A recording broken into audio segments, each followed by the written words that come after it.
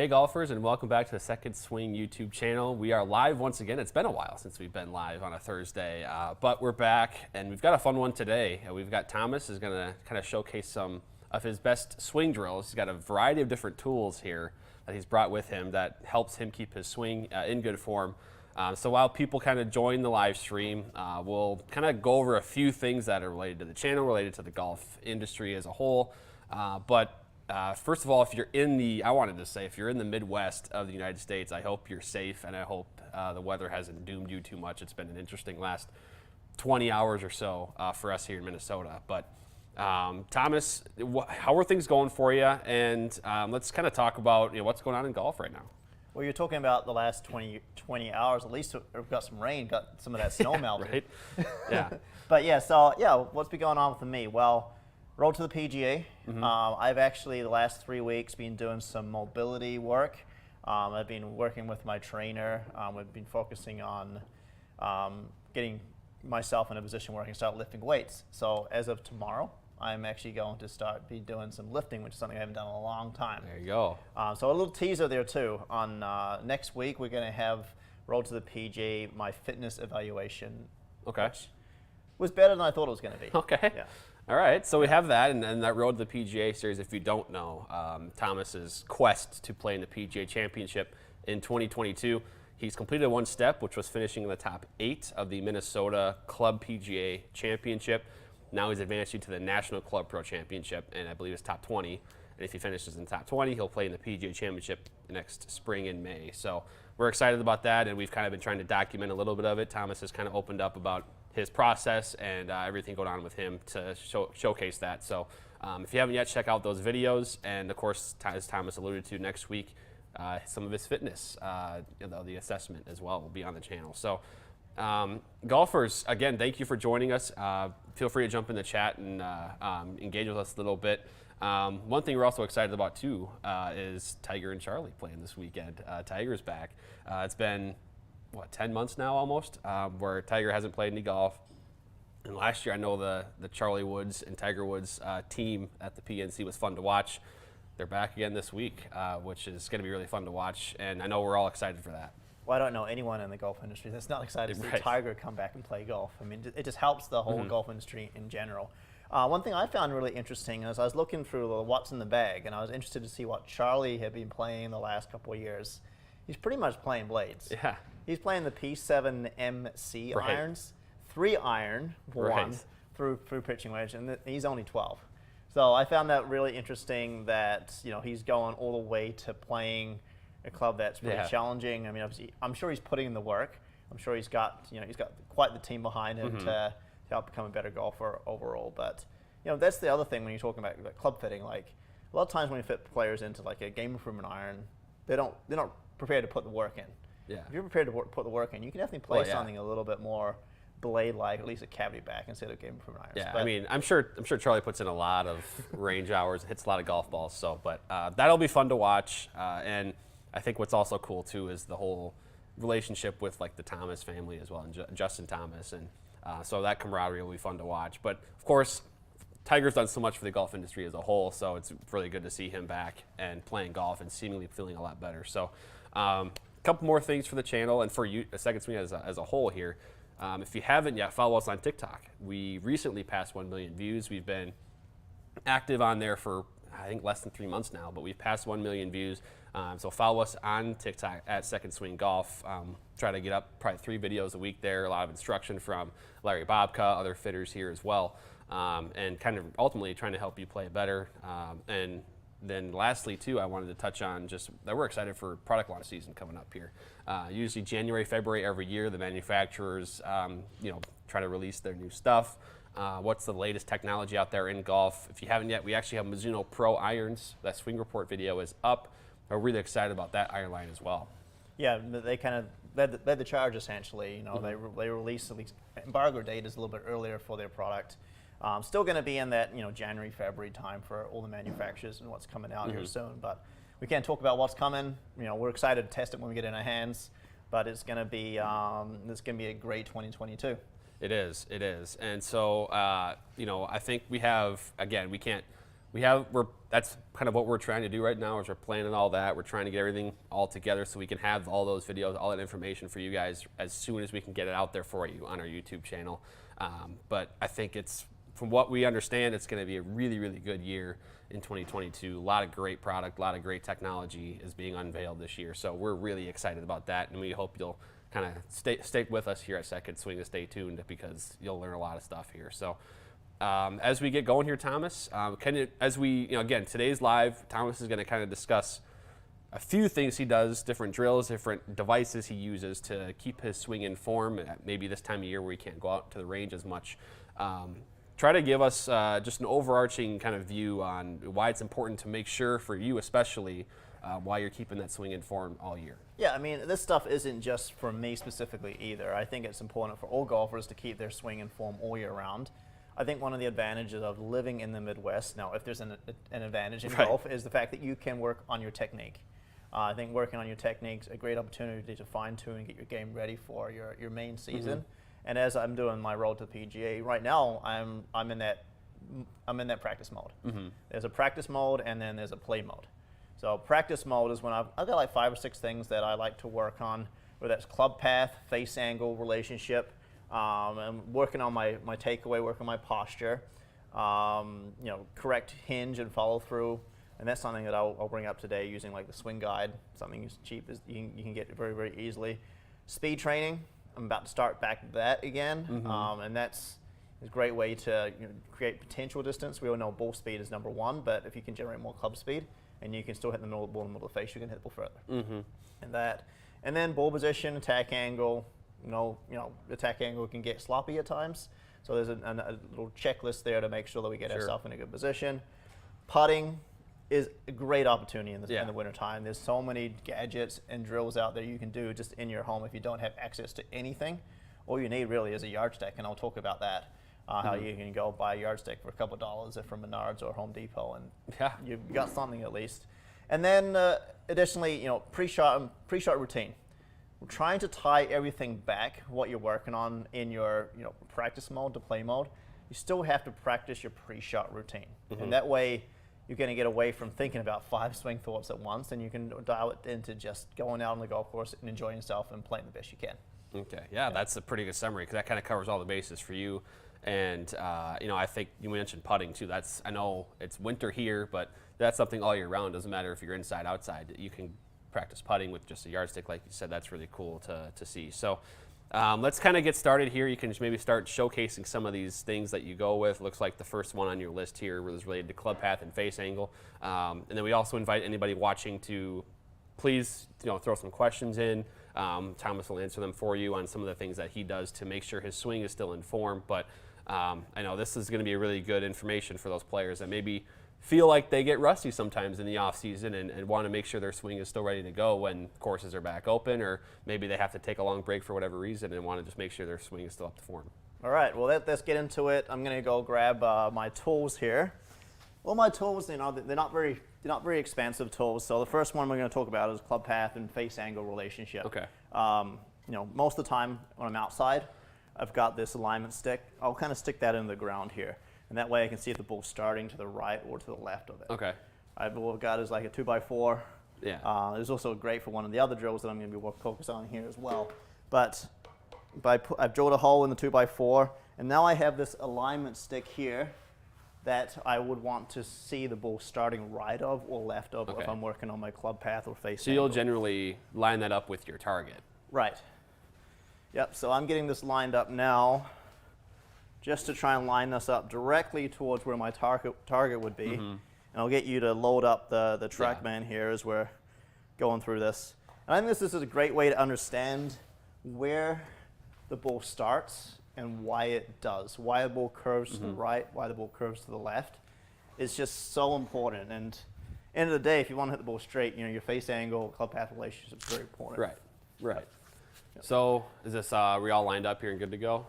Yeah, actually, you can move that just a little bit over there to the right. I'll move this a little to the left here. Kind of line that up with... Yeah, I'm going to line that right on top, so that way we're directly and straight in line. All right. Perfect. You got a 7-iron? Got a 7-iron here to start with. So you just put it up right in front. So I mean, you're essentially trying to hit. Well, so a dead straight shot over, you know, you would hit it. You know, that's obviously a very good club path. Yeah. A lot of times I'm working with players, or even working on my game, I'm trying to do an exaggeration. Okay. So if I'm trying to swing more in to out, I'm going to want that ball to start on this side of the stick. Right. If I'm going to want that thing to be out to in, I'm going to want it to start to the left side of the stick. Okay, so it's kind of if you're hitting a draw, you'll want that thing to start right, and vice versa. And when I'm doing this, you know, outside, I'll kind of stick it into the ground like this, because I don't want it. I don't want it obviously bounce back and go flicking back at someone there. Because at the end of the day, if you want to hit a straight shot, you want it to start on line. Right. And that's, you know, directly on line. Yeah. Okay. But let's work a little bit on what I work on, which I'm trying to, for example, get my club path to be really far in to out, or out to in. So this is just a good way, a good visual to see the ball starting to the right. Sure. So let's first start with the in to out swing. That's something I've been working on my swing for about 4 or 5 years now. I used to be a slice throw the ball, or I guess I would fade the ball regularly, consistently all the time. Okay. And I lost a lot of distance because of that. And when I got tired, my misses were more and more to the right. So what I've worked up on my coach over the last 3 or 4 years, and we can see this in a lot of our videos that we do, is trying to draw the ball. Yeah. And yeah. my path all of a sudden is in to out consistently now. So this is actually probably one of the easiest drills for me to work on. An exaggeration you can do, and I'll talk about that a little bit there too, is just dropping the right foot back a little bit. And then that forces you to feel like you're swinging out toward the right side. But let's try and get some club paths into out here. So right now I'm just aiming just a little bit to the right of the stick. I want the ball to start right of this stick. And ideally I'd want to see it curve back if I'm trying to play a draw.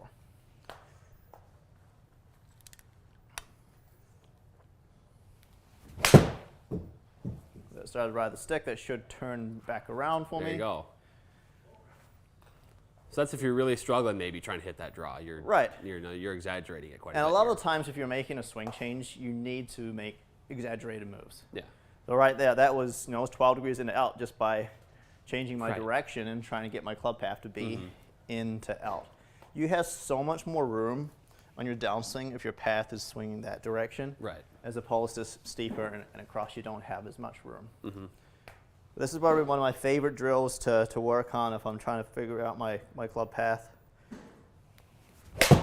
Starting to the right of the stick. There you go. 13 degrees into out. Let's do one more there. I think too, there's maybe not confusion, but sometimes people get mixed up with what's a draw and what's a pull. Sometimes where if you're drawing the ball, you're actually starting it right of your target and then bring it back. Right. Whereas a pull would just be kind of, it ends up left of where you started, and that's where you'd see that difference. We'll see a lot of that because a lot of golfers, they swing over the top. Or their club path is out to in. The ball, they can still hit a hook from that position, but it's going to be a start left and a go left hook. And you have to really do some major adjustments there to try and get that thing to go straight. And by correcting your path first is going to help you understand the golf swing better. So what I want to do is I just want to see that ball start to the right of the stick. That one might have stayed just a little bit to the right, maybe not as much curve on it. Okay, so my club path on those shots was about 13 degrees into out. As I mentioned, this is an exaggeration. Right. I'm going to exaggerate this even more. Okay. So my favorite way, if a golfer is struggling with a slice, is to teach them this club path. By dropping this foot back, as I mentioned, I'm going to drop this foot really far back. You are. Like I'm going to exaggerate this.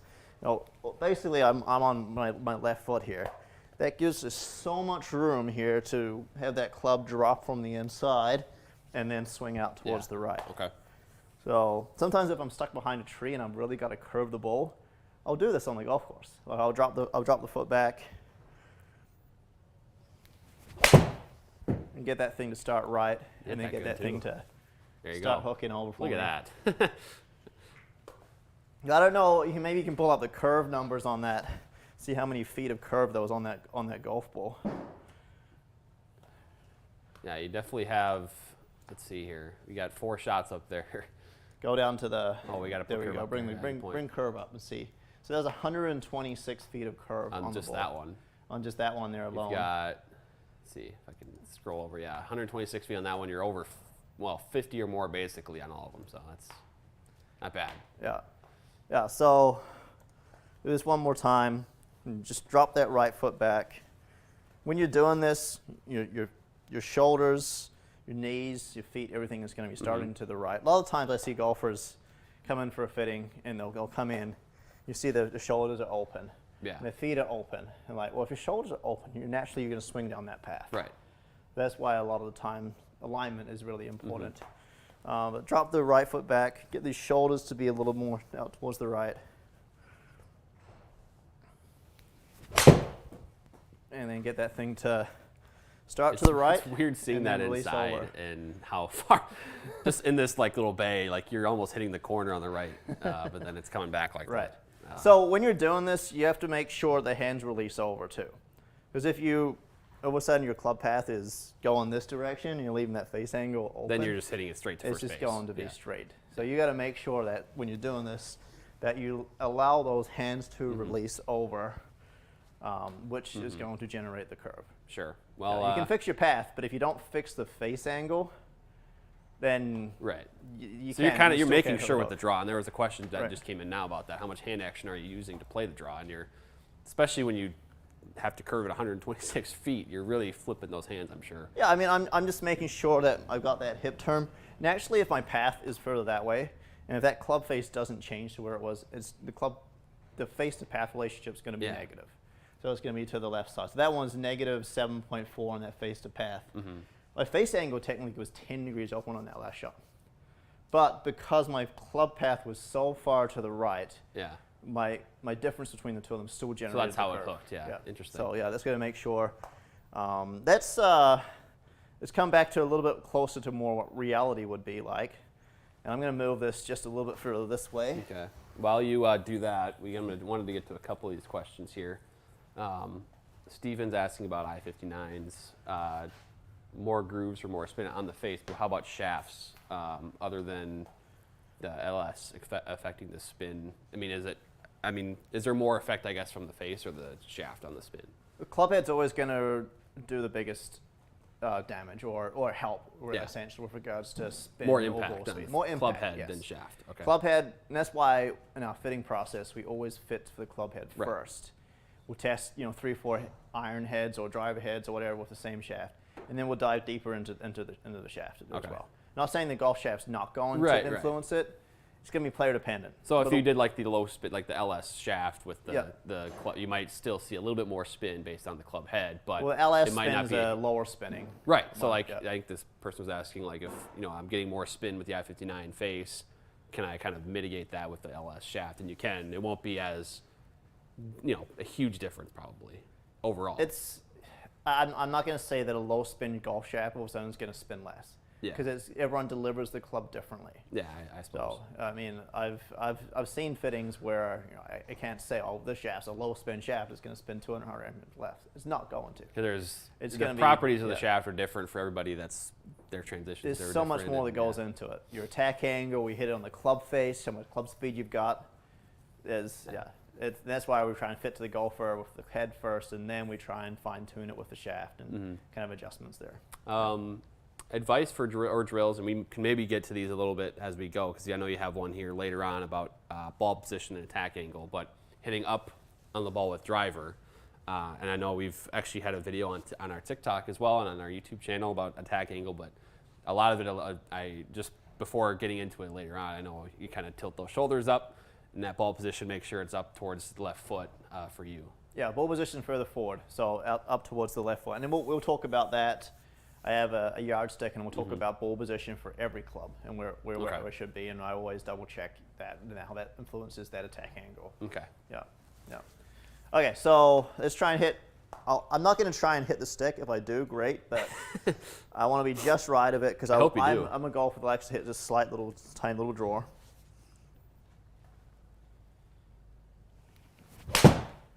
I don't know how close that was. That was really Had to be close. pretty It close. looked close from here. Because the ball came back and basically hit the middle there. Hit the plank still, yeah. So Yeah. And my club path normally is about 2 to 4 degrees in to out, depending on the club I'm kind of hitting. That was what? That was 3.5. Yeah, that's my 30-foot draw right there. And that's the swing that I've tried to get myself into doing the last few years. You can see that ball. It's starting just right. I'm just bracing for the noise, whatever noise would happen if you hit the alignment stick. I don't know. Yeah. So that's why, outside when I do this, I stick it in the ground facing that way, because I've hit the stick plenty of times. I've seen it go flying up in the air. I just don't want it to damage or come back and hit you or anything like that. As long as it doesn't come back in here, we're good. Yeah.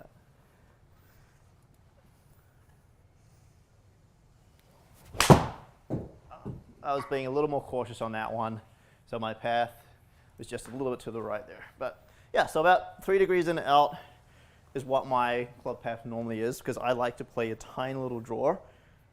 I don't want to swing over the top. Okay, interesting. Okay, so the other end of the spectrum, the fade. The fade. It's something I used to be able to do really easily. Yeah. Now it's actually much harder for me to hit with irons, but I'll give it a shot here.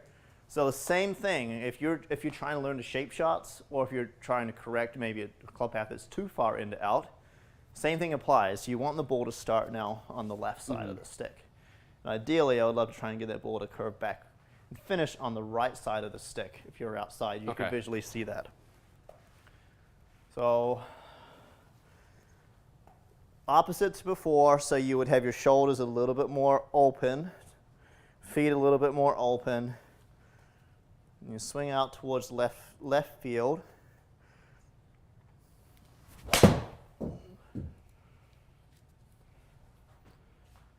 There we go. There you go. Yep.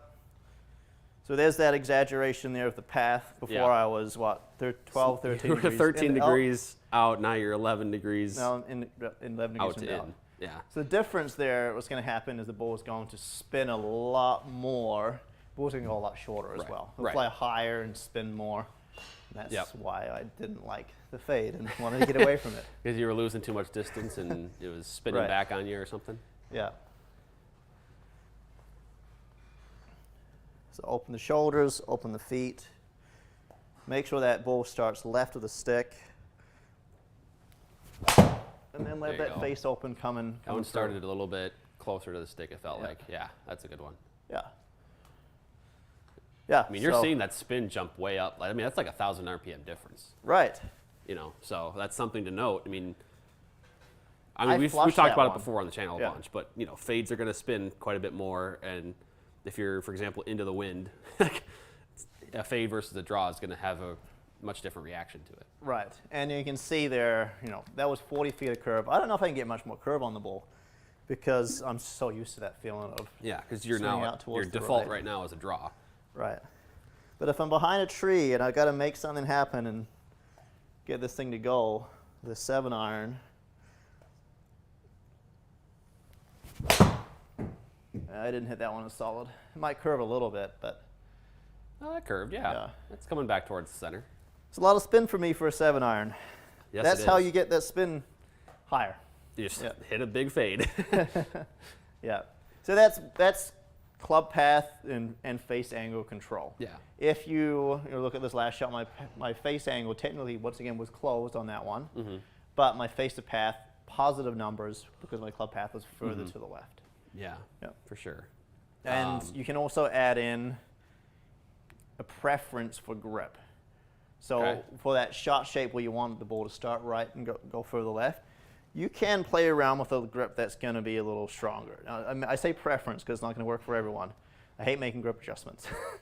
But with some people, we have to. If you've got time, it's great. But a quick swing lesson is really hard to make an adjustment for grip because it's a big change. But seeing 3 knuckles with that left hand, V pointing towards the right side, stronger grip allows you to get that club face to release over. Obviously, this would be an extreme weaker grip, but don't see the knuckles. You can't see any knuckles at all with that left hand. These V's are pointing towards that. And that's going to make it much harder for that face to turn over. If you swing really far over the left. That was my problem for years, was too weak of a grip, and then that face would turn open. But I did want to just put up these numbers because you can kind of see where you started to, you got these first 5 swings here were kind of your exaggerated hooks or draws, excuse me. Yep. And you kind of hit 3 of your stock draws here. And then you went up to the fade, and you can see how much different that club path is. Yeah. And then the face to path numbers as well. What influences so much stuff as well? I mean, I'm looking at attack angle. I don't really hit down on the ball very much with an iron. Notice when I was swinging normal, it was it was pretty neutral, honestly, there. But then I started swinging to the left. I was able to get that attack angle to go down a little bit. Yeah. So a fade, that's part of the spin thing too. Is it spins more because by nature with a fade you're hitting down on it a little bit more. And then the face angle is more open to your path. It's going to spin more. But yeah, that spin rate, I think it jumped probably from 5,000 to 7,000. Right. Just by curve. Yeah, seriously, it's that big of a difference. Yep. All right, what do we got next here, Thomas? And then as you maybe got to get set up, we can look more at some of the questions that have come in here. All right. So, I mean, we're talking about that that club face release and making sure the hands turn over. I like to use, and you can get this online, anywhere really. It's the Swing Guide. The infomercials on this for years. I think a lot of people, talk about the hinge and how they should, release. I think it's a great tool to just make sure you're in check and make sure you're in the right spot. But I actually really like this for the follow through, because if you follow through and get that club face to release over, you're going to match up coming through on this side here too. Okay. So working on that club face release, and correct hinge. Let's talk about that a little bit. So one of the weaknesses in my swings has been an early hinge. So a lot of times, it's got so much better all the time, but a lot of times I'll hinge really, really early, and then my swing would start. I've been working really hard on trying to get this to extend further and get this to hinge later in the swing. Okay, so that's part of what when you're using that tool is also to kind of check on when you're, I guess, making contact with the device on your arm there. Right? Yep. Yeah, the whole idea with this Swing Guide is you want to make sure that it makes connection here. So you make sure you're hinging. If you're on this side, if you're on this side, you're not in the right spot for regards to correct hinge, club face control, and then on the same thing on the way through, you want to make sure it matches up and hits on this side. Okay. So let's just hit a few shots here. I'll do a drill where I just try and get that, where I'll actually stop at the top of my swing and check that I'm in the right spot. So I'll just do my takeaway in there in the right spot, and then turn over. So this is one thing I like to work on. If my swing feels a little bit off or my face angle is a little bit off. I'll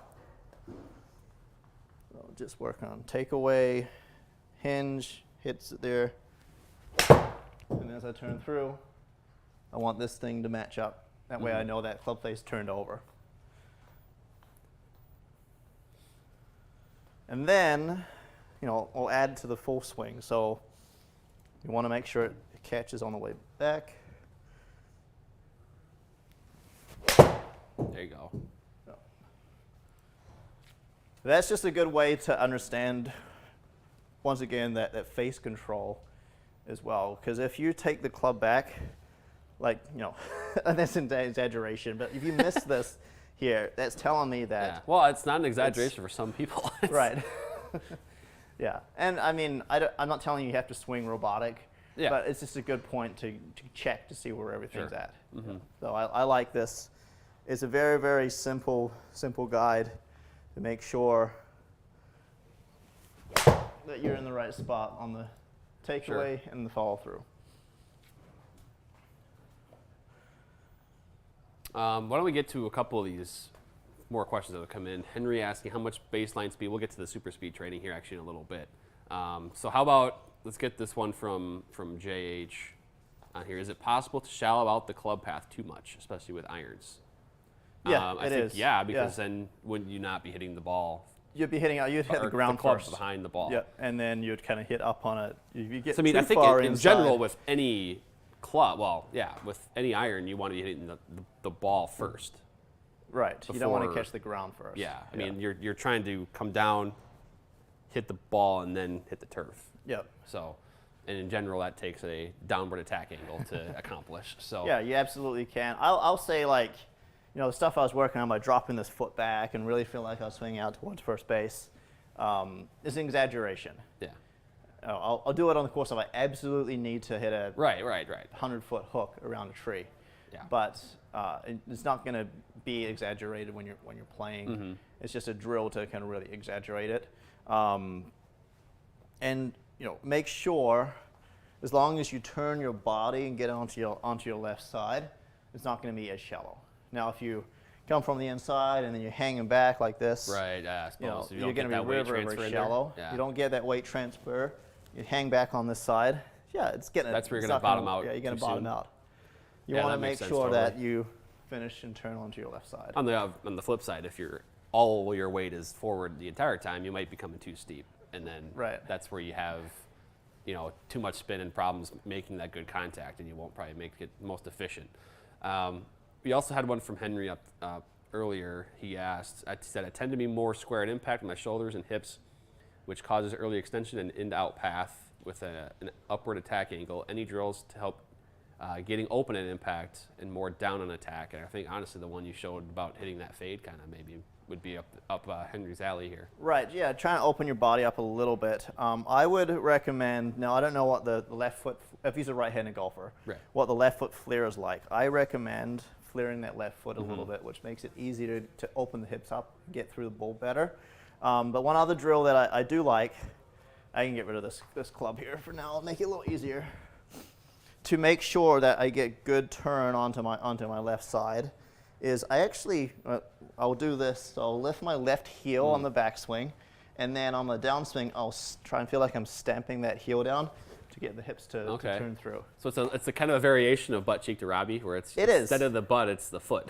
Right, and yeah, stepping that foot down. It's funny you say that the butt to cheek to Robbie. It's the same idea. As I want to make sure that I'm getting my butt cheek to turn and finish on the left side. You're really trying to kind of basically rip those hips open.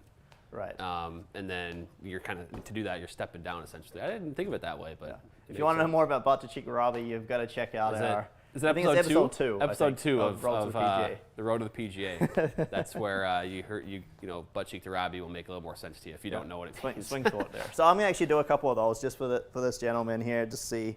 So I'm gonna hit a shot here on my backswing. I'm gonna actually go really on my toe, and on my downswing, I'm gonna stamp towards the heel, and then try and get my. It looks my left when you leg bring to that foot, it looks like Jack Nicklaus. It does a little bit, because that's what he used to do. He'd bring that heel off the ground. All right, let's see how coordinated I am here. So I'm trying to make sure I stamp on that left side. Interesting. That's pretty good. And I got that a little low on the face, but even doing that drill, my club speed, actually picked up a little bit more club speed there too. Yeah. Interesting. So take away, and then on the downswing, you're stamping towards that heel, and then so that's going to help open up, but also potentially get a little steep too, a little more steep than you maybe generally do. I hit that one pretty good. Yeah, you did. There you go. Attack angle -4. That's pretty straight. Also a little steeper on the attack angle than typical. Yeah, that's pretty good. That was pretty good. Look at that path and face angle. That was pretty good. Maybe I should do more of that. Henry says he's been working on something like that, so it's good to see that that's kind of aligning. Also, Dave jumps in and says, "I'm here. You guys can start now." I can't wait for your comments, Dave. All right, we did swing guide. You kind of worked on you had the club path and face angle. What else you got for us today? So let's continue on with let's do that attack angle, and then we'll do some what I do to use the live view swing instructor here too. So best way, ideal ball position and attack angle is just to simply buy a yardstick. Okay. Measure your shoulder, how wide your shoulders are. My shoulders are 18 inches wide. Okay.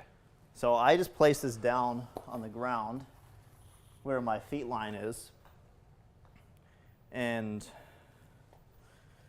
I want to have my left toe on the edge where it's at 0, and my right toe where it's at 18. Okay. That way so I know it's right off the bat. width. we're shoulder width apart with my width. So I'm going to cut this in half. If I was hitting a pitching wedge, ball position, we'd want our ball position and our middle stance with the pitching wedge. Okay. So in half, I would have this ball, but I was going to draw a line at 9. Okay. So that would be cutting that in half. So that so helps. I'm noticing, so you put the ball on the, I guess, the right side of that line, or is it just directly? I moved it just a little bit. Okay. There So I didn't know if that was because of obviously you can't put yeah. the If ball on ideally, the I club. would have it, Got it, right okay, in the okay, middle okay. there. Yeah. But so that's directly in the center with pitching wedge. So that would be pitching wedge. Now I'm holding a 7-iron in my hand. Right. 7-iron, and we've talked about this in the past. How much longer is a 7-iron than a pitching wedge? Usually 1.5 inches, is Yeah. it? So every About? club with About half inch? irons is half an inch longer. Okay. So a 9-iron is half an inch longer than a pitching wedge. 8-iron's another half, and 7-iron's another half. So with that being said, I'd actually move my ball position 1.5 inches forward. Okay. So I would be at 7.5. So I just kind of move this to where 7.5 would be. And that way I know that my ball position with 7-iron, So your ball position with 7-iron is slightly forward from center. slightly forward of center. Okay. Yeah. Now, if you're having issues with attack angle, if you're hitting up on the ball, you can, I'm saying preferences. Everyone swings differently. I'm not saying you have to go by this to the book. Yeah. If you do still hit up on the ball, you can move that ball position still a little bit further back in your stance. Or if you do the opposite, you can move it a little further forward. But a good kind of just where to start is by using this as a resource. Okay. Interesting. And now I know when I'm hitting 7-iron, this is where my ball position should be, which allows me to still hit down on the ball. Okay. With the wedge, you want to hit down the ball more. You do hit down the ball more because your swing's on an arc and you're going to hit the ground earlier, and then it's going to come through, and that club's eventually going to come up. Yeah. For the driver, the ball is raised on the tee. You have that ball position on the left heel here, so you can sweep that on the way up. Yeah.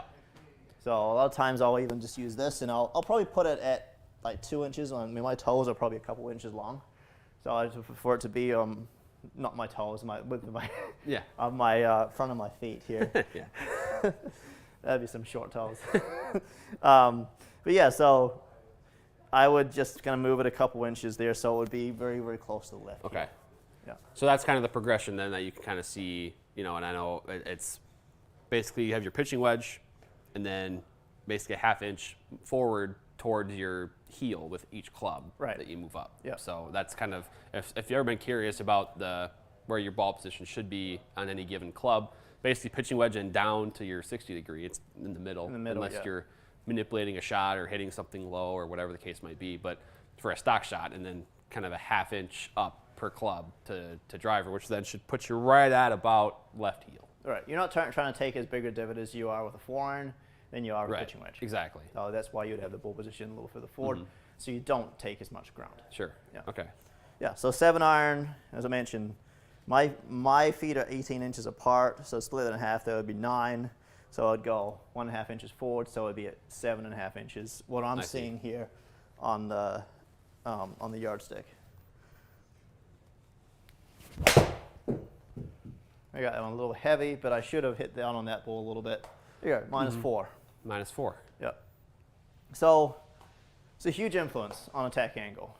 And some of the times when I'm doing a video, you'll see my attack angle gets close to neutral. And I don't like that it gets so close to neutral. Now, the ball spins less when your attack angle is more up than down. Yes. So if you need to generate more spin, definitely work on that attack angle. And I think down it. this also kind of shows that there is something to tee it high, let it fly. Like teeing it higher does let you have a more upward attack angle on the ball. So in theory, teeing it higher does actually give you more potential distance if you're swinging with a higher attack angle. Because in theory, you're able to kind of come down and then upward at the ball a little bit more when the tee is higher.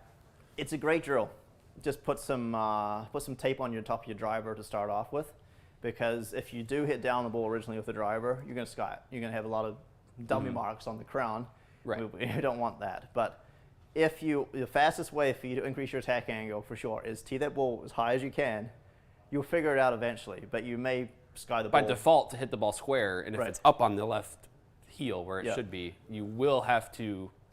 By nature, your swing will adjust, and you'll be hitting it up on the ball to make square contact. So Yeah, let's do a couple of drives here.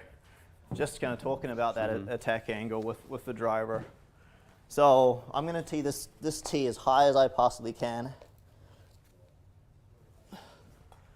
So it is above the crown there. Yeah. Switch that to driver for me. Oh, sure, yeah. It's probably important to do. So I've got that ball position here, same thing. Actually, I would widen your stance just a little bit with your driver. So maybe I'd go to like 20 to a couple inches wider. Okay. Just because you want a little bit more stable base. Now, I don't want you to be like this, but I want just a little bit wider stance. And then, as you talked about earlier, I like to have that left shoulder a little bit higher than the right shoulder. And as I'm coming down, I'm trying to sweep that ball off the tee. I'm trying to hit up on the ball. Yeah.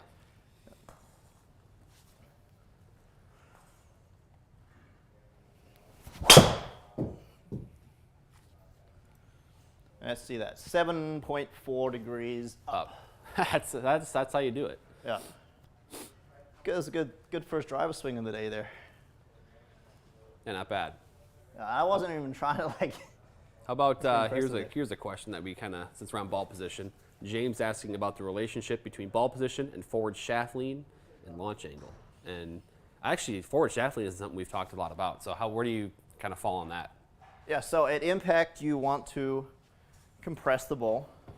You want to have forward shaft lean. You don't want to have forward shaft lean with the driver, but you do with an iron or anything that you're trying to hit the ground with.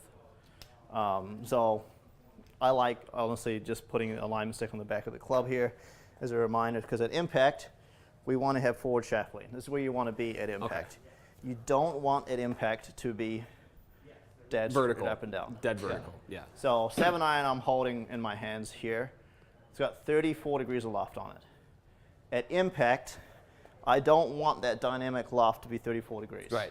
I actually want it to be about kind of in the low 20s. We could look at some of your shots and see what the dynamic loft is, but I would guess that would probably be around about 24. Yeah. If I was going to look at those. I'm going to just pull them for fun here. We'll look at those 7-irons so we can see dynamic loft. We've got the numbers up here. So over here on the right side, you can see in a range. Now, obviously, I was trying to shape the ball a different direction, but you can see there that I was. So you got, I mean, you're in the 20s. It's certainly not the 34 degrees that your club is. Right. The stated loft of the club. So that's, and we haven't talked about the term shaft lean, but I think just the dynamic loft they go hand in hand. It's. Yeah. You're leaning that club forward, which de-lofts the club at impact, because you're not going to use all 34 degrees of loft when you make contact. Yeah, and a great way to do this is just with a wedge and try and hit 30, 40-yard pitch shots. Put it underneath your side here. Mm-hmm. So if you turn through, if I'm going to present, I got 56 degrees in my hand right now. If I was going to present 56 degrees at impact, this is going to hit me in the side. I see. So it forces you to turn on your left side, but also forces you at impact to have that dynamic loft less, and then turn through. Yeah. Okay. Interesting. Yeah. And that will help hit down on the ball too.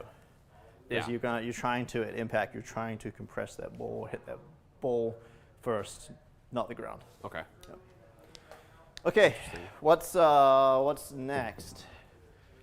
We got a couple of questions there on. Yeah, a couple more. We got Dave's asking what ball position is needed for you to hit a driver with more ball speed than Bryson's 4-iron. What was his 4-iron? What was it? 168? I think it was. Oh, that's right. I got challenged. Last time we were live, he was challenging to that. Maybe at the end we'll try to do it again. But that's where the SuperSpeed comes in your SuperSpeed training this offseason. That is gonna. Maybe I'll hit a couple of drives here at the end after I do a little bit of SuperSpeed and get that. Yeah, seriously. Maybe you could get there. Yeah. James following up with shaft lean, the face will open and a wrist bow will be needed to square the face. Is that? Well, you want to make sure, as long as your body turns, if your body doesn't turn, it'll, at impact, you're going to be more like this. As long as the body turns, like the hands, you got that weight transfer, the body transfer on the weight side, it impact that you're going to be more here as opposed to open with the wrist. Okay. Yeah. So you're gonna feel like you're more here. Okay. Yeah. Okay. Dave says 167 is the number. for that. I like a challenge. All right, what do we got? Okay, so this is actually my favorite thing to do in the wintertime. Actually, my coach got me to do this. I'm going to get this set up. So what I'm doing is I'm setting up the live view. So this is like a little live view camera that connects to my iPad. Okay. So it's going to take me just a little bit here to get this set up. So if there are any other questions you want to touch on or anything like that, I'll get this on. Yeah, I would love to see eventually if we can get to that 167. I've seen you hit 167 before. I've got over 170 now. You've been over 170. I've got to start doing before. some speed training here again. Yeah. That's for sure. Just haven't done it on live while Dave is watching, I guess. Right. I guess I do like a challenge. Mm-hmm. Well, while I have a moment, I did want to just, again, thank everybody for joining right now. We got probably half hour or so left, probably about a half hour left. If you do have any questions, we try to get to them as we're kind of going through. Otherwise, we'll have a period at the end where we'll try to answer as many questions here. Today, if you just recently joined, Thomas is kind of going through his kind of favorite drills, or I guess in some cases devices to use when he's trying to keep his swing in form, or maybe fresh, preventing the rust essentially. So that's where we've kind of have a few different devices here. Thomas is going through those while we're also taking questions as they come in. So with that said, I think we got the live view more or less. We got this. I'm getting close here. You're getting close. What we've got here, and it's off camera right now, we've got that wood plank with the alignment stick in that, and then we've got the live view camera attached to the alignment stick, the camera there. So it's directly behind Thomas, and it looks like he's going to be trying to set up the view on his iPad. So doing my best on this, and ideally 2 people is best to do this, but I mean, I feel like I'm going to guess here. I could help. I'm just standing here. That's all right. We got this close here. Dave says he has a live view. It's pretty cool. He can watch how much his swing sucks in real time. Right. So I can actually let you show this on the camera there. What I've set up here. I can figure this out. So, okay, got it. I think, right? Yeah, with the glare, that light, but the glare might be a little more challenging to see. So you can see there's that red line. That's where how Thomas can see. That's my club path line. His club, yeah. Yeah. So ideally, if I'm hitting a shot here, I want this club to follow up that line as well as I can. Now, once I get to the top here, it's going to be pretty much parallel to that line. So that's the takeaway. Okay. And then downswing, you want to make sure you kind of come back down. If you're over the line, that's an over top swing. Yeah. So that would be over the top. If you're under the line, that's an inside swing. So you are looking at this kind of while you're swinging, basically. Yeah. Is So that what you're I'll saying? take that back here, and I will, as I'm Just set it down just rehearsing in some front of you there. I'll set it down right in front of me here. Okay. And as I am Interesting. working on my swing, I have this line all set up so my golf shaft is directly on that line. And I'll just rehearse my takeaway on the way back, make sure it's on the line, swing, make sure it's parallel to the line at the top of the swing. And then I'll kind of from here, I'll just hit a shot. So I'll work on trying to get my club path to be on the correct swing plane line. Interesting. And there are ways too where you can use your phone and take a video of your swing and draw these lines. So this is kind of just more of a built-in with the line there, and you can kind of see it live in front of you. Yeah, so I can see this directly in front of me here. I'm just working on trying to keep that club on that line the whole way through on my backswing, and then come through on the follow-through. That was a lot slower speed, and that was a little bit heavy, so it was only go as far. But the ball will still fly nice and straight as long as the club face is square. I'll take it back. There you and then go. turn through. Not And super complicated, but it's still just a nice way to kind of keep keep a check on your swing, I guess. Right. Yeah. This is for me this time of the year. This is maintenance time. This is actually technique time. This is where I'm working on getting my technique ready for the spring events. So I want to make sure that when I'm ready to go, when I have events in the spring, that my golf swing's going to be better than ever. I don't want it to be sloppy. Right, right. And that's where, if you don't have some sort of way to improve on that technique, that's where things can get interesting. Yeah. So we did have a question here. This is a different James actually asking this, but any idea why I can draw with my irons but not with my driver? Is it a speed and not closing the face thing? Yeah, it's the loft of the club. So a driver is so much harder to draw than an iron because it has less loft on it. It's so much harder. Okay. It's common. It's very, very, very common. You've got to work harder on your club path and your face angle relationship with that. It could also be where you hit it on the face. Yeah. If you're catching it slightly on the heel, it's going to be harder for that thing to turn over, to the gear effect. So I recommend trying to work on ball position, trying to catch the ball slightly high toe if you're trying to draw the ball with the driver. Okay. Yeah, I've noticed that myself. You hit it on the toe. I hit it on the toe quite a bit. Yeah. Sometimes that thing snaps, but there's that, and I think in general too. It's just more. It's a longer club, so it's more difficult to catch center. So it could be if you're hitting the center of the face every time with iron or very close to it. You're gonna, and you have a repeatable draw. That's because it's easier to hit the center with a 7-iron versus a driver that's a longer club. So another, I guess, thought there. But I think a great example of this is hole 10 at Augusta. You think about how many of the professional golfers they hit 3-wood off that tee, because I've been there. I've walked the hole, and the TV doesn't do it justice how much that hole kind of turns around to the left. And a lot of the players, they'll hit 3-wood off that tee because it's got more loft on it and it's easier to turn the ball over. Interesting. So more loft on the club makes it easier to turn. Because you have to hit a draw on that hole or I guess a fade if you're a lefty, but you have to curve that ball if you want to have a chance to be in the fairway in a good spot to score there. And you don't want to obviously be as far left as Rory McIlroy was that time, but correct. Yes. But so it's. I don't think he wants us bringing that up. So loft on the club. So that would be another thing for that gentleman is a fitting. When next fitting he does, we talk about their goals. What's your goal when you're hitting a driver? Giving them more loft, having a draw bias, club head, making adjustments to the hosel is another ways to help get the ball to turn over. A driver is hard to draw. It really is. Yeah. There's so much MOI of these drivers. They're designed to go straight. I can certainly turn it over, but it's not a draw. It's more of a hook for me. But we have also we had a question here.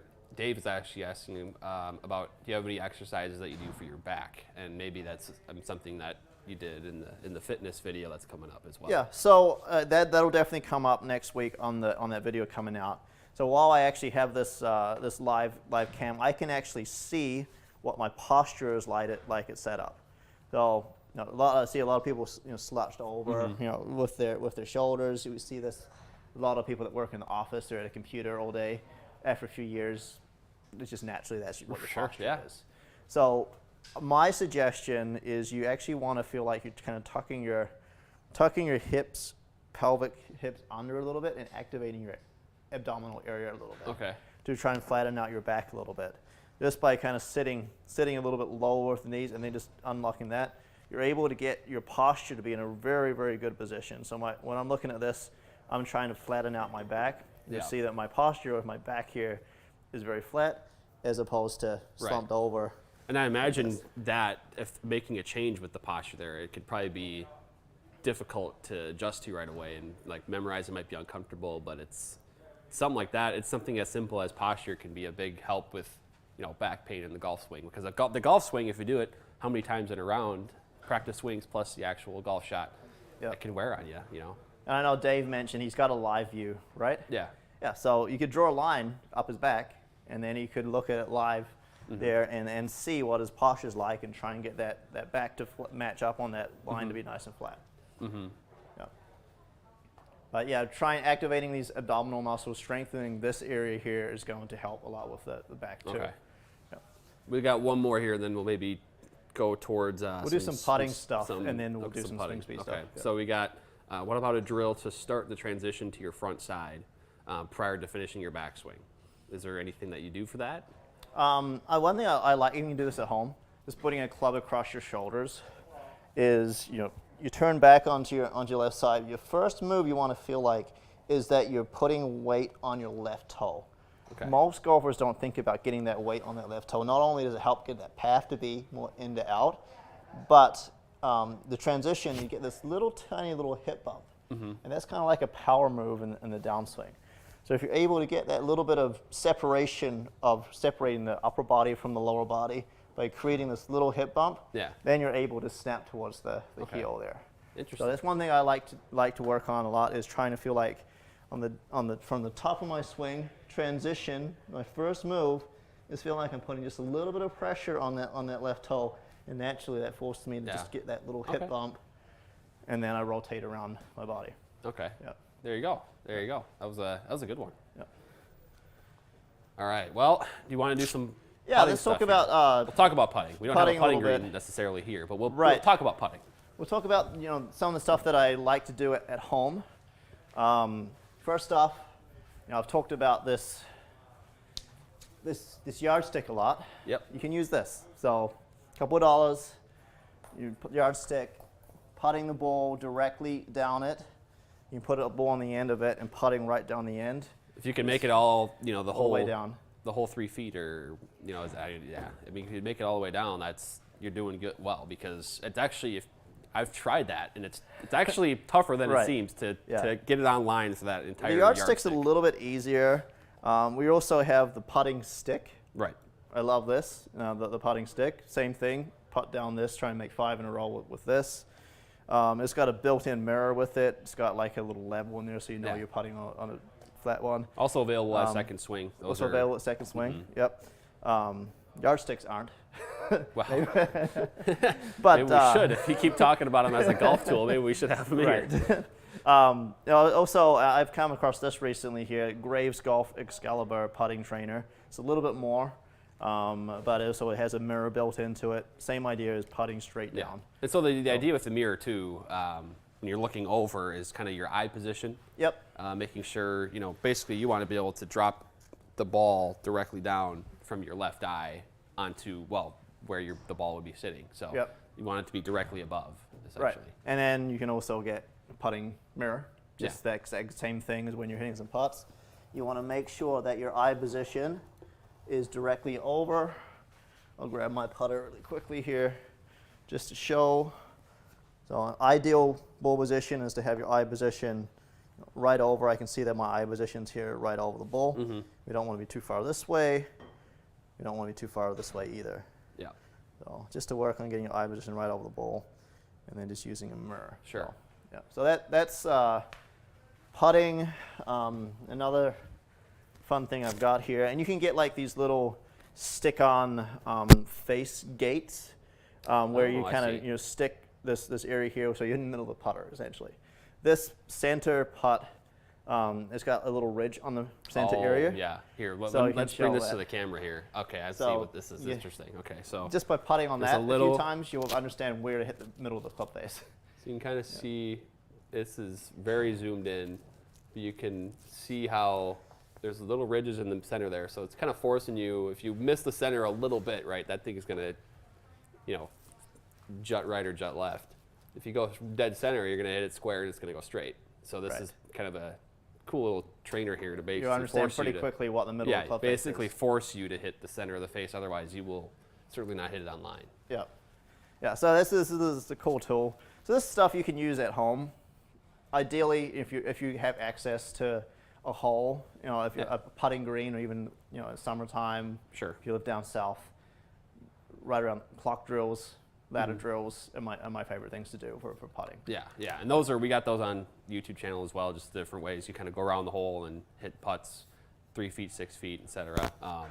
Those are, and you can see a lot of that on the channel, and a lot of stuff you've shown already too with, we'll get the SuperSpeed as well, which is kind of the next and final thing here, but I know we've done a lot of, it's speed training in general, whether it's the ripstick, whether it's SuperSpeed.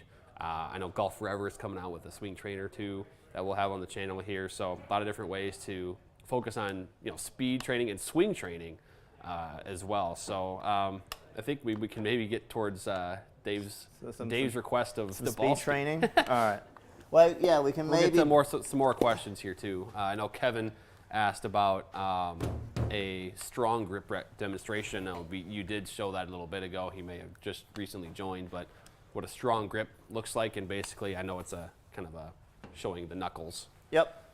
So if you wear a glove, if you don't wear a glove, first off you can focus on those knuckles. So a strong grip, I guess a neutral grip would be 2 to 3 knuckles on the left hand. This V is pointing towards your right shoulder.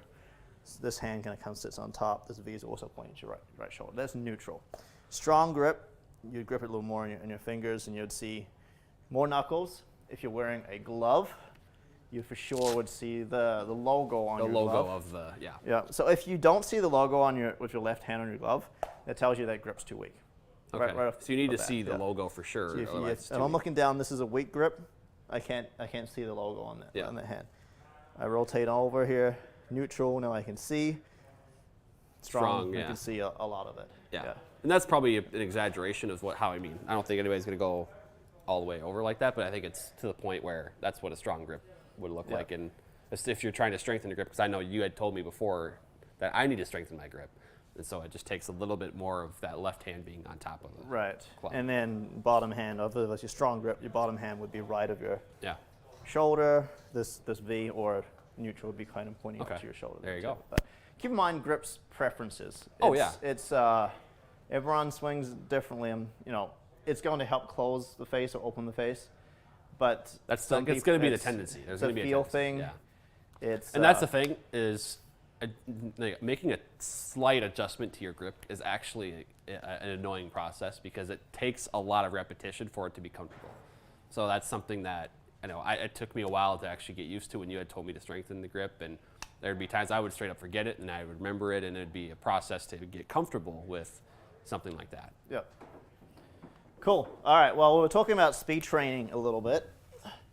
So, my two favorite things, SuperSpeed and the ripstick. Yep. Both kind of serve both the same idea. Ripstick, the nice thing with it is it's got these little bullets in here you can take in and use one stick essentially. You can put some weight up the top. There's a thing that goes on the top.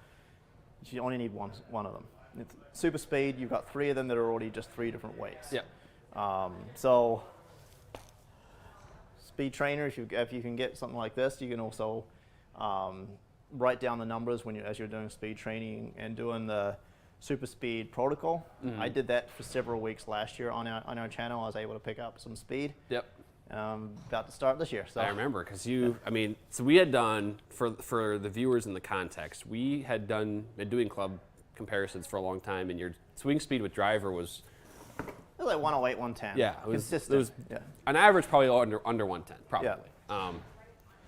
And then you started doing this, and then suddenly we did like early 2021 probably when we were club comparisons, and you were hitting 113, 114 with like almost your averages at that point. Now you've since then haven't quite been involved as much of the training. It has kind of dropped a little bit, but you've gained probably on average 3-ish miles an hour. That's actually stayed with you, even though you haven't been doing the training for a while. Yeah, and I think that drive swing that I hit earlier, I was still 112 miles an hour. Right. So it was I retained it. I just haven't retained it as well as I would if I would kept up with it. Yeah, right. And I'm mad at myself for that for sure because who doesn't want to hit the ball further? Right. Yeah. Who doesn't want to get that 170 or 167 ball speed that Dave talks about all the time? Yeah. No, it's serious. So, okay, how do you want to, showcase, I guess, the speed training side of things here today? Well, may as well try and get warmed up to get to some drives here at the end with some speed. So I may as well go through the protocol and just kind of talk about it a little bit. It's been a while since I've done it, so I'll use these SuperSpeed ones. Green's the lightest, blue's the heaviest, blue's the middle, red's the heaviest. The idea is you want to swing 3 times this way, 3 times left-handed, right-handed, left-handed. You want to do a step through, and then you can do kneeling as well, and then kind of come back and all right. and some max swings. As you kind of go through, I'll see if any questions come in as well, and then maybe towards the end we'll see if you can hit that ball speed number. All right, and I've got this this monitor down here on the ground. I'm curious to see what numbers I'm going to be seeing here.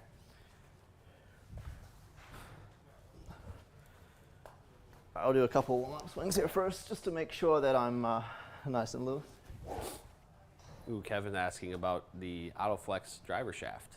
We do have a video on our channel on that. We do. I think Jackie also just recently hit that Autoflex. It was part of her try to get max distance thing. It's interesting.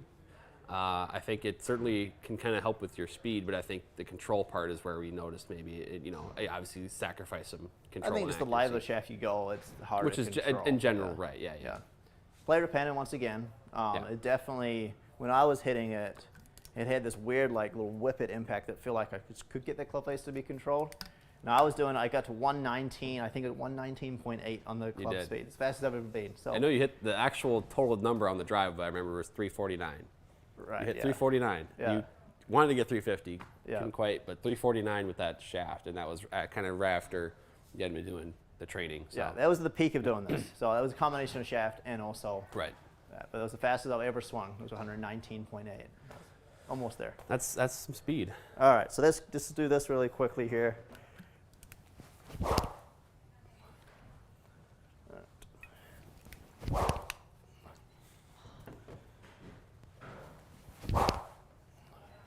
So for those who don't see, he does have this, there's a monitor behind him. He's seeing the speeds at which he's swinging right now. I have to remember how to swing left-handed here. So it's a lot slower left-handed, and actually that's not picking it up because it's got to be behind you.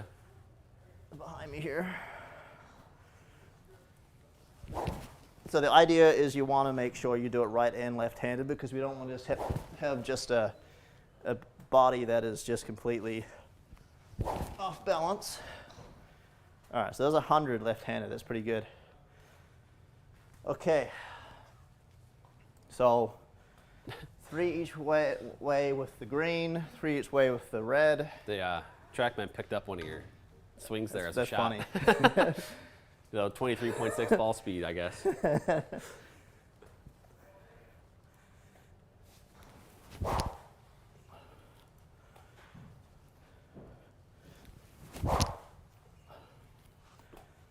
That was like 114, so that's pretty good.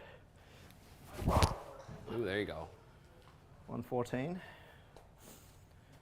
All right. Flip this over.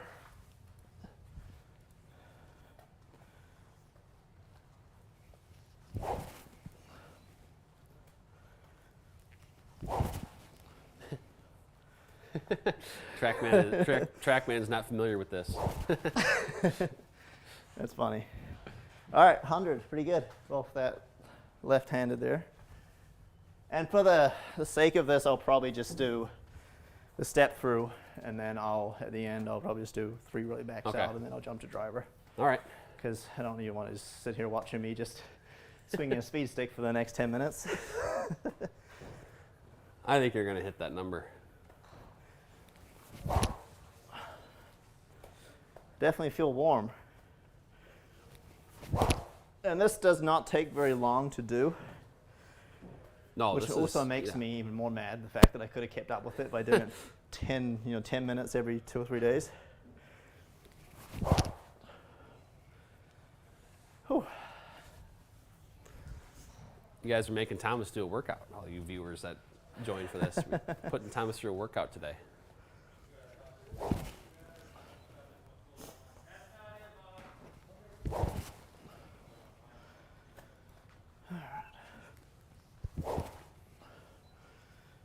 Not as fast with the red, that makes sense. That was like 94 miles an hour left-handed.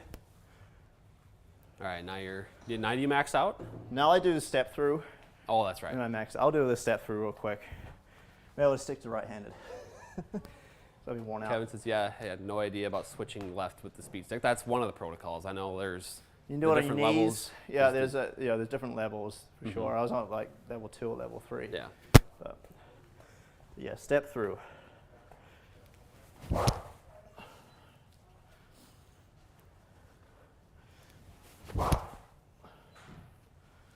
That was 123. That's pretty good. I think you're going to hit 170 today. 126. Well, ball speed, I'm talking. 170 club speed. I don't think that's happening. Not today.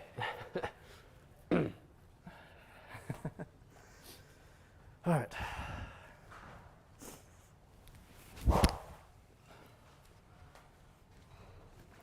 So this is the medium one, and then This is the medium one, heavy yep. one.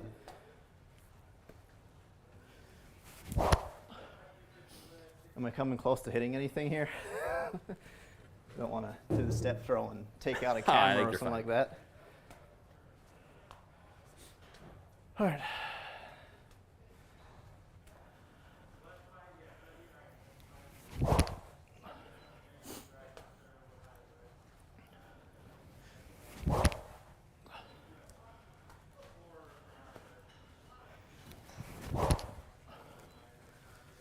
Okay, I'll finish up All right. once I catch my breath with 3 really fast 3 max outs here. max outs.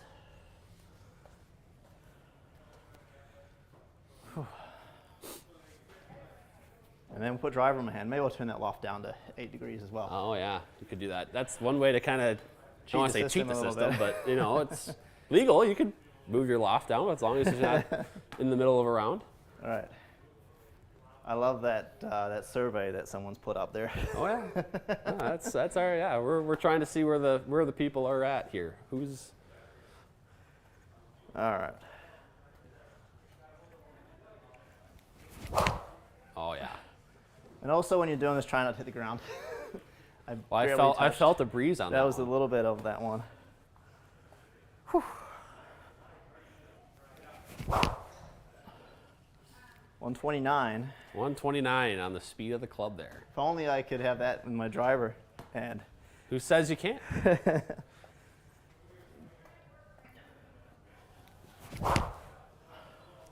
131. All right. All right. Kevin said to go Kyle Berkshire with it. You don't quite have the hair he does though. Right. What are you saying there? I'm not saying it. That's just a fact. Can you pass me a wrench? Oh yeah. Where did it go? Just This one work? No, that does not work. There we go. this works. So I'm just turning this down to 8. All right. Just to try to get a little crazy. I will. Get a I'm little going to greedy. reset the TrackMan here. That way we can.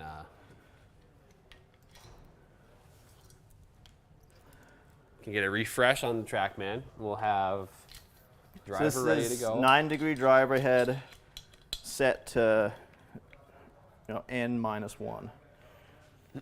If I had, say, like a TaylorMade, Yeah. you go to 7, you could pick up even more bull Yeah. speed, potential bull speed there. And let's grab this bowl here. All right.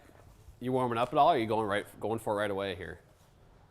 I mean, we'll see how loopy the swing is after swinging like that.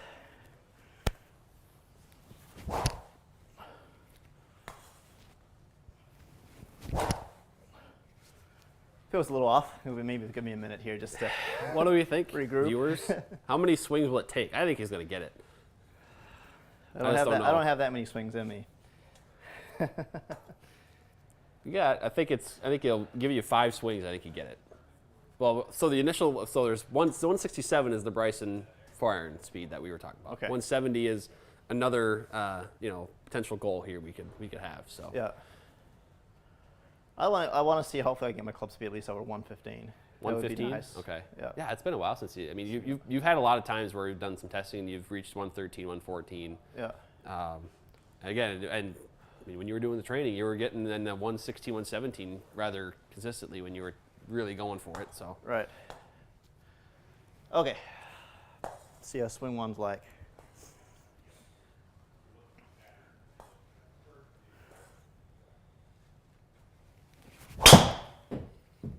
Oh, got it. Swing There. one. Look at that. 168. Oh, 300 look at that carry. club speed. 117.2. I should do this Wow. right before I. Oh, I'm done. Yeah, no, you can be. Do you want to hit to 170 ball speed though? That was pretty good. I didn't expect 117.2 I didn't with expect club that speed right out of the gates. off the bat like that. I didn't expect the carry distance 300 right off the bat like that. Yeah. Wow. All right. Tack angle 8.8 degrees up. Yikes. That is efficient. I'm leaving distance on the table. I clearly didn't hit that in the middle of the face. There's only 143 smash. Mm-hmm. Yeah, true. Well, if you hit this one in the center of the face, you're definitely gonna hit that 170 mark.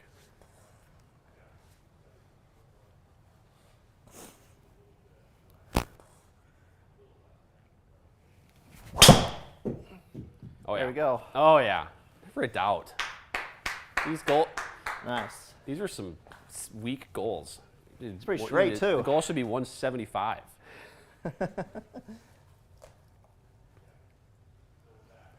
It's nice to hit that shot again. Get that ball speed over 170. It's been a while. Yeah. It has been a while. That's good. Why did I ever stop doing this? I mean, look at how, and the thing is, you didn't just hit 170 ball speed. You hit it a very pure draw down the center with 171.2 ball speed. It's one thing to just swing, as hard as you can and hit some pull hook that has a lot of ball speed.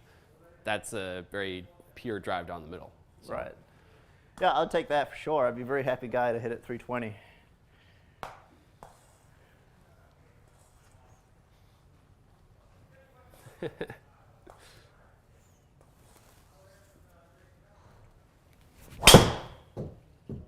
Another one. Stay down spin. Oh, there we go. That's pretty darn good. We got some impressed viewers in the chat right now. We got a boom, we got a wow, we got a yes. I'm impressed. Someone said I called 171, and you did hit 171. That's pretty good. I'm happy. And I don't feel like I'm swinging out of my shoes right now either. Well, let's see if maybe you should. Maybe I should.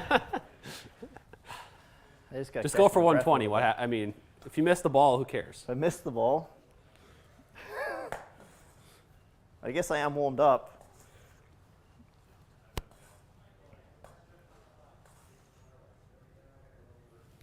I didn't hit it as well.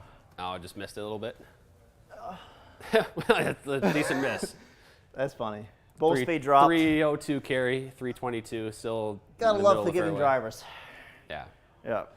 Yeah, I knew I didn't hit that one. It was close to the middle of the face. There was only 144. But high toe. You hit it off the toe. It might be a miss hit, but it'll work. All right. Maybe you got one more in you? Let's do a couple more and then. Couple more?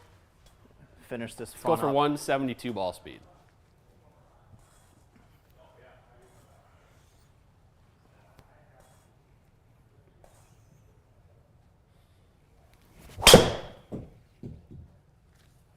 Come on. Ooh. I think distance-wise, that's the farthest distance, though. Total distance, anyway. All right. Just pulled that just a little bit. So you had said just swing out of your shoes, and then Kevin goes, just take the shoes off. You don't want to see that. I can't swing very well without shoes on. That probably is a pretty big feel difference. It's hard to transfer weight on the left side.